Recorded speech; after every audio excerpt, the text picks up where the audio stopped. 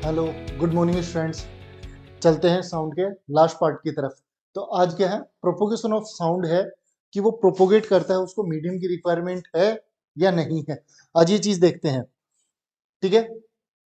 Experiment के through देखेंगे study of propagation of sound, कि साउंड को प्रोपोगेट करने के लिए क्या मीडियम की रिक्वायरमेंट है या नहीं है। एक और पॉइंट है जो हमने छोड़ा था, speed of sound. Speed of sound एक टॉपिक था जो अपने मिड में छोड़ा था लास्ट के लिए, कि कोई भी क्लास में जैसे भी रनिंग रहेगा हम उसको कवर कर लेंगे। तो स्पीड ऑफ साउंड का मतलब है कि जैसा मीडियम्स हैं, कौन कौन से, सॉलिड, लिक्विड और गैसेस, तो इनके अंदर सबसे फास्टेस्ट ट्रेवल कहाँ से होता है।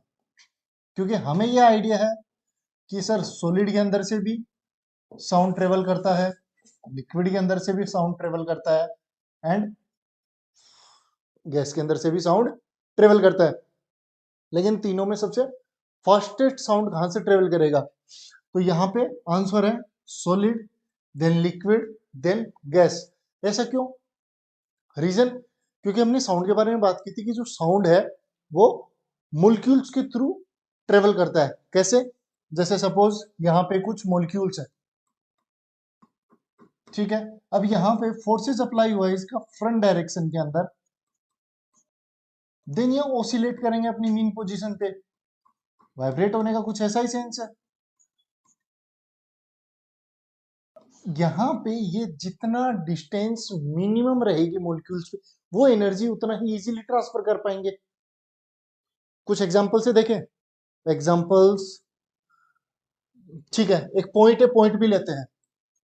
ये क्या हुआ, मेरा पॉइंट है, ये मेरा पॉइंट भी। यहाँ पे कुछ ब्रिक्स रखी हुई हैं, ठीक है। यहाँ पे क्या रखी हुई हैं, कुछ ब्रिक्स रखी हुई हैं। अब इन ब्रिक्स को मेरे को पॉइंट बी तक पहुंचाना है, ठीक है। तो मेरे पास कुछ पर्सन्स हैं, अब उनका मैं अरेंजमेंट कुछ इस तरीके से करता हूं कि वो कुछ कुछ दूरी पे खड़े हो जाएंगे ग्राउंड के अंदर, ठीक है। अब यहाँ एक पर्सन दूसरे को, दूसरा थर्ड को, थर्ड फोर्थ को, इसी वे में ये ब्रिक्स कंटिन्यूअस एक दूसरे को क्या करते हैं, पास करते हैं। एक जो फर्स्ट पर्सन हो सेकंड पर्सन को, सेकंड पर्सन थर्ड को, थर्ड फोर्थ को, कुछ ही। तो क्या इनके विदाउट मूवमेंट यहां से यहां तक वो जो ब्रिक्स है वो पहुंची? बिल्कुल। तो कुछ वैसा ही हमारा साउंड ट्रेवल करता है। ये मिड में क्या है, मीडियम मोलिक्यूल्स, ये एनर्जी को आगे फॉरवर्ड डायरेक्शन में ट्रांसफर करते हैं, इनकी पोजीशन वही रहती है। क्लियर हुआ? तो जितने ये मोलिक्यूल्स पास पास में होंगे, जितने पर्सन्स पास पास में होंगे, क्या उतना ही इजीली ट्रांसफर कर पाएंगे उस ब्रिक्स को या एनर्जी को? Of course. तो इसका मतलब क्या हुआ, जितने मोलिक्यूल्स नियर बाई होंगे साउंड की स्पीड उतनी ही इंक्रीज रहेगी, उतनी ही फास्टेस्ट रहेगी, ठीक है।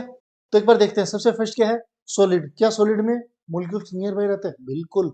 तो सबसे फास्टेस्ट स्पीड कहाँ मिलेगी, सॉलिड के अंदर। देन सेकंड नंबर पे लिक्विड, उसमें कुछ और रेयर से दूर दूर रहते हैं, ठीक है, रेयर फॉर्म में रहते हैं मॉलिक्यूल्स। और सबसे लास्ट क्या है, गैस। गैस और मॉलिक्यूल्स और एक्सपांड हो जाते हैं और दूर तक हो जाते हैं। तो यहाँ पे सबसे फास्टेस्ट स्पीड की साउंड की जो स्पीड है वो सॉलिड में, देन लिक्विड, देन लास्ट में गैस। इस पे सिंगल लाइनर क्वेश्चंस आ सकता है, ट्रू फॉल्स आ सकते हैं, या आपके लिए फिल इन द ब्लैंक्स हो सकता है कि आप स्पीड डिफाइन करो, सबसे फास्टेस्ट किसमें, देन स्लोअर, देन लास्ट में सबसे स्लो, ठीक है। तो अब चलते हैं अपने एक्सपेरिमेंट की तरफ। एक्सपेरिमेंट में क्या है कि हम एक एक्सपेरिमेंट यहाँ पे समझेंगे कि किस तरीके से साउंड है उसको मीडियम की रिक्वायरमेंट होती है या नहीं होती। क्योंकि तो हमारे पास तीन, ये क्या है, मीडियम सी है, ये ऑल टोटल क्या है, ये मीडियम ही है, ठीक है। तो यहां पे देखते हैं, सबसे पहले अपना एम क्या है, to prove that a medium is necessary for propagation of sound. Sound को प्रोपोगेट करने के लिए मेरे पास नेसेसरी, सबसे जरूरी चीज क्या है, बोल sir source of sound. Of course source of sound चाहिए, लेकिन मेरे को उतनी ही नेसेसरी दूसरा मीडियम भी है, मेरे को मीडियम भी उतना ही चाहिए, कोई सा भी हो। सॉलिड हो, लिक्विड हो, गैस हो। क्लियर? अब रिक्वायरमेंट्स, इस एक्सपेरिमेंट के लिए क्या क्या रिक्वायरमेंट्स चाहिए? An electric bell, a bell jar, air tight cork, a disc fitted with pipe, and again vacuum pump, और at the last plug की और बैटरी। अब ये प्लग की और बैटरी क्यों चाहिए? क्योंकि हमें इलेक्ट्रिक बेल को रन करवाना है, उसे साउंड क्रिएट करवाना है, तो वो चीजें भी चाहिए। ठीक है, तो इसी के साथ हम अपने डायग्राम के पास चलते हैं। ये हमारा प्रोसीजर और ये हमारे दो डायग्राम्स। ये क्लियर आपको? ये क्लियर है? जो डायग्राम है, एक तरीके से मैंने यहाँ पे दो डिफरेंट डायग्राम्स फॉर्म किए हुए हैं। फर्स्ट डायग्राम के अंदर आपको वैक्यूम पंप कनेक्टेड नहीं है, जो कि सेकंड डायग्राम में आपको वैक्यूम पंप विजिबल होगा। तो एक बार इनके कनेक्शंस देख लेते हैं। यहाँ पे ये जो इलेक्ट्रिक बेल है, इस बेल के कनेक्शंस के किससे हैं? एक डिस्क से है, और इस डिस्क से दो वायर बाहर निकले हुए हैं। फर्स्ट कहां पे कनेक्टेड है? एक की के साथ, की। देन ये क्या है? बैटरी। अब बैटरी का एक टर्मिनल मेरा की के साथ कनेक्टेड है, अगेन जो नेगेटिव टर्मिनल है वो कहां कनेक्टेड है? कॉर्क के साथ में, या इलेक्ट्रिक बेल के दूसरे टर्मिनल के साथ में। क्लियर वाली चीज? और नीचे की साइड में यहाँ पे एक एयर टाइट जार है, जिसमें हैंगिंग कंडीशन में, ये जो आपको इलेक्ट्रिक बेल विजिबल है, ये हैंगिंग कंडीशन में है, अटैच नहीं है। यहाँ पे भी देख सकते हो, हैंगिंग कंडीशन के अंदर है। क्लियर? तो अब प्रोसीजर देखते हैं कि हमने इसका अरेंजमेंट किस वे में किया। अपने डायग्राम से समझा, अब एक बार थ्योरी भी देखते हैं। Suspend an electric bell inside a bell jar. यहाँ क्या किया हुआ है? सस्पेंड किया हुआ है, लटकाया गया है उसको, नीचे रखा हुआ नहीं है मैंने। By passing the connecting wire through a air tight cork fitted at the mouth of the jar. हमने जो एयर टाइट कॉर्क उसके माउथ के ऊपर फिट किया, वहां से हमने इलेक्ट्रिक बेल के दो वायर बाहर की साइड में निकाल लिए। Complete the electric circuit of electric bell as shown figure. जैसा हमें डायग्राम में दिखाया गया है, हमने क्या किया? इलेक्ट्रिक बेल का इलेक्ट्रिक सर्किट कंप्लीट किया। कैसे किया? एक वायर को हमने की से कनेक्ट किया, की का सेकंड वायर हमने बैटरी से कनेक्ट किया, अगेन इस बैटरी का अदर टर्मिनल हमने इलेक्ट्रिक बेल से कनेक्ट किया। इस तरीके से हमारा सर्किट क्या हुआ? कंप्लीट हुआ। क्या यही सर्किट कुछ ऐसा फॉर्म हो सकता है? ये क्या है? Electric bell. अगेन यहाँ पे की फॉर्म हुई है।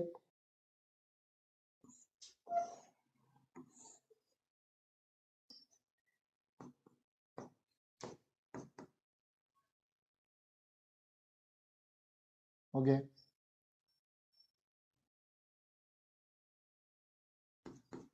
क्लियर है? अब यहाँ पे अगर मैं इस बैटरी का कनेक्शन कंप्लीट करता हूं, या इस की को, ये मेरी क्लोज होगी, क्लोज की और ओपन की। ये 7th क्लास में आप पढ़ गए होंगे। ठीक है, तो इसी को देखते हैं एक बार। Place the bell jar over the disc which has a pipe connected to a vacuum pump. हमने एक वैक्यूम पंप की पाइप को कहां कनेक्ट किया है? जो कॉर्क है उसके मिड में, एयर टाइट कॉर्क के मिड में। Turn on the switch of the electric bell and try to hear the sound of the bell when the vacuum pump is not on। हमने just connection establish किया है vacuum pump का, on नहीं किया अब तक। Then उसके बाद में आफ्टर दैट क्या कर रहे हैं? हम इलेक्ट्रिक बेल को ऑन कर रहे हैं। ऑन करने के लिए क्या करना होगा? हमें जस्ट सर्किट कंप्लीट करना होगा। सर्किट कंप्लीट करते हैं, हमारा इलेक्ट्रिक बेल ऑन हो जाएगी। अब क्या हमें इलेक्ट्रिक बेल सुनाई दे रही है? बिल्कुल ऑफकोर्स सुनाई देगी, क्योंकि हमने अब तक वैक्यूम पंप को ऑन नहीं किया है। तो इसका मतलब वहां पे क्या प्रेजेंट है? एयर।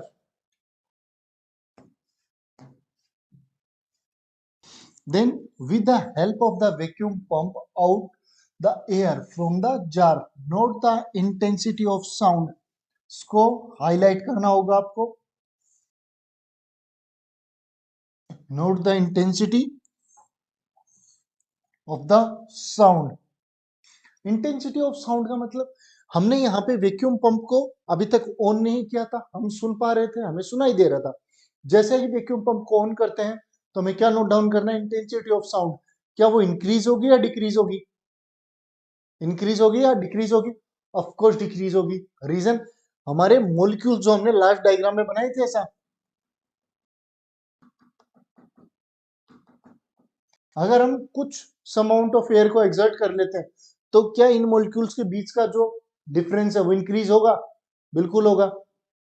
तो वहां पे वो मोलिक्यूल्स दूर दूर होंगे तो उनको एनर्जी ट्रांसफर करने के लिए ज्यादा एफर्ट्स लगाने होंगे और वहां पे वो इजीली एनर्जी ट्रांसफर नहीं कर पाएंगे, जिससे आपकी इंटेंसिटी लो हो जाएगी। Okay, when most of the air has been remove from the bell jar, जैसे ही हमने मैक्सिमम एयर को एक्सर्ट किया, try to hear the sound, अब सुनने की ट्राई करेंगे, रिजल्ट क्या मिलेगा कंक्लूजन में देखते हैं। लेकिन आपको और मेरे को पता है कि रिजल्ट क्या रहेगा, हमें बेल की साउंड नहीं सुनाई देगी। क्लियर?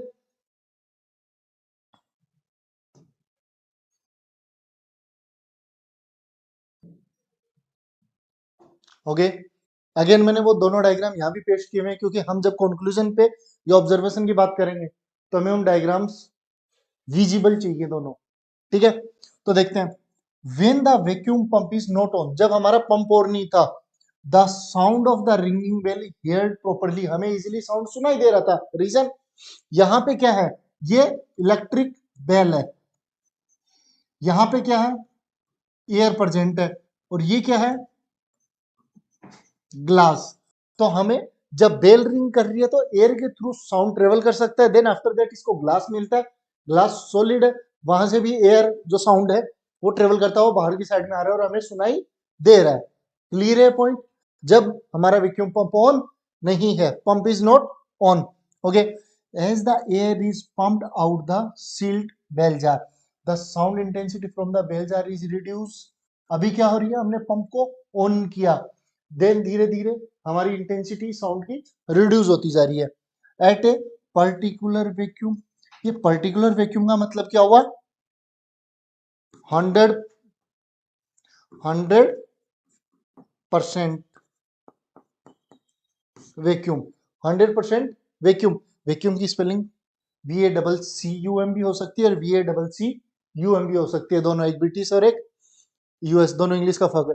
तो particularly no sound is heard from the bell. अब यहाँ पे जब 100% वैक्यूम हो गई है तो क्या हमें सुनाई देगी साउंड? नहीं सुनाई देगी। रीजन, जिस जगह पे एयर फिल थी अभी उस जगह पे क्या आ गया है, वैक्यूम, और वैक्यूम से साउंड ट्रेवल नहीं होता। हमने थ्योरी में पढ़ा था, अभी एक्सपेरिमेंट के थ्रू भी देख रहे हैं।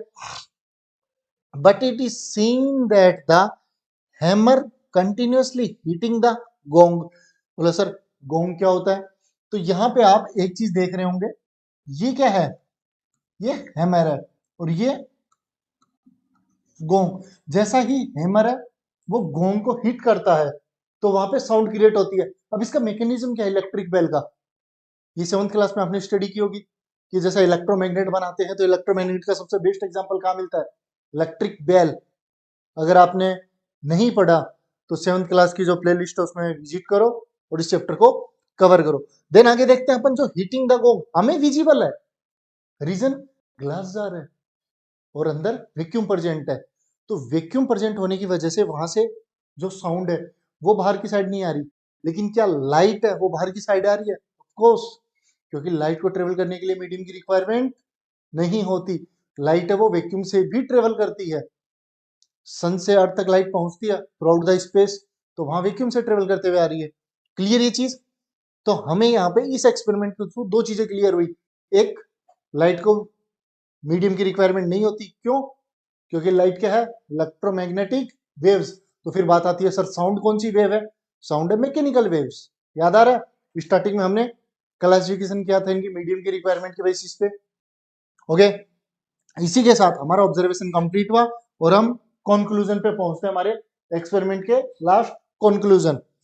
When there is an air inside the jar, जब जार के अंदर एयर प्रेजेंट होती है, sound travel through it up to the wall of the jar, तो वो वॉल्स के थ्रू आउट हमें सुनाई देती है। This makes the wall vibrate which in turn send sound to us. वो वॉल्स वाइब्रेट करती है, हमें वाइब्रेशन दिखा देंगे, लेकिन वाइब्रेट करने का मतलब क्या हुआ, एटम्स हैं वो ओसिलेट कर रहे हैं अपने प्लेस पे ही, मीन पोजीशन पे, वाइब्रेशंस किसको बोलते हैं? कोई भी एटम अपनी मीन पोजीशन से लेफ्ट और राइट को मूवमेंट शो करता है या फॉरवर्ड बैकवर्ड शो करता है, उसी को वाइब्रेशन बोलते हैं। तो एटम्स कुछ इसी तरीके से वाइब्रेट करते हुए साउंड को जार से बाहर थ्रो करते हैं। When the air is particularly removed, हम 100% वैक्यूम की बात कर रहे हैं, उस टाइम पे sound from the bell can not travel up to the walls of the jar. क्यों नहीं कर पाएंगी वॉल्स इस बार जार से बाहर साउंड को ट्रेवल? क्योंकि वॉल्स तक साउंड पहुंच ही नहीं रहा। जितना भी साउंड था वो कहाँ वहीं पे है, उसी प्लेस पे है, क्योंकि उसको सराउंडिंग कुछ मटेरियल, कुछ मीडियम चाहिए, कुछ मोलिक्यूल्स चाहिए जिनसे वो ट्रेवल करता हो बाहर जा सके या वॉल्स तक जा सके। कुछ ऐसा ही हमें देखने को मिलता है एस्ट्रोनॉट्स के सूट में। जब मून पे कोई एस्ट्रोनॉट जाते हैं तो वहां पे वो ऑक्सीजन नहीं है, हमें आइडिया, लेकिन क्या वहां कोई दूसरा और एनवायरमेंट प्रेजेंट है? नहीं, वहां पे कोई भी एनवायरमेंट प्रेजेंट नहीं है। इसीलिए इसके बेसिक एग्जांपल्स आपको कहाँ कहाँ देखने को मिलेंगे? मून्स पे जो फुट स्टेप्स प्रिंट होते हैं वो ऑलवेज वैसे के वैसे रहते हैं। जितने मून्स पे क्रेटर्स फॉर्म हुए हैं, मून्स पे खड्डे देखे आपने, उनको क्रेटर्स बोलते हैं। तो जितने भी एस्ट्रॉइड्स वगैरह टकराए हैं, मून के कॉमेट्स टकराए हैं, वहां से क्रेटर्स फॉर्म हुए हैं। वो क्रेटर्स आज भी एज इट इज है। अर्थ में भी फॉर्म हुए थे उतने ही क्रेटर्स। क्या मून से टकराए तो अर्थ के नहीं टकराएंगे? बिल्कुल, मिलियंस ईयर पहले भी वो क्रेटर्स थे। लेकिन आफ्टर सम टाइम्स यहाँ पे अपने सीजन्स फॉर्म होते हैं, बारिश होती है, हवाएं चलती है, एटमॉस्फेयर प्रेजेंट है, तो यहाँ पे क्या रहते हैं, उनकी जितना गहराई या विजिबिलिटी है वो धीरे धीरे क्लीन होती है या चले जाते हैं। वो कुछ टाइम के, कई सालों के बाद में वहां से वाइप आउट हो जाते हैं, वो प्लेन हो जाते हैं या ह्यूमन से रहना स्टार्ट कर देते हैं। ठीक है, तो when air is particularly remove the sound from can not travel up to the wall of the jar. जब वहां पे 100% वैक्यूम क्रिएट हो गया तो वहां पे क्या रहेगा? जो साउंड है वो ट्रेवल नहीं कर पाएगी। Last, this demonstration that the sound waves can not travel through a vacuum. इसके कंक्लूजन क्या रहेगा कि साउंड है उसको ट्रेवल करने के लिए किसकी रिक्वायरमेंट नहीं है? मीडियम की रिक्वायरमेंट। मीडियम मीन्स हमारा मीडियम कौन कौन से थे? सॉलिड, चलो मैं स्पीड के साथ ही बता देता हूं, ठीक है। Solid, then liquid and the last gas. ये तीन मेरे पास बेसिक मीडियम्स अवेलेबल है। Okay, it means a material और medium is necessary for the propagation of sound. Sound को प्रोपोगेट करने के लिए, ट्रेवल करने के लिए मीडियम की रिक्वायरमेंट होती है। मीडियम कौन से हुए? Solid, liquid and gas. तो क्लियर हुआ। अब साउंड के चैप्टर से अगर रिलेटेड आपको कोई भी क्वेरी हो तो आप कमेंट्स में मेंशन कर सकते हैं।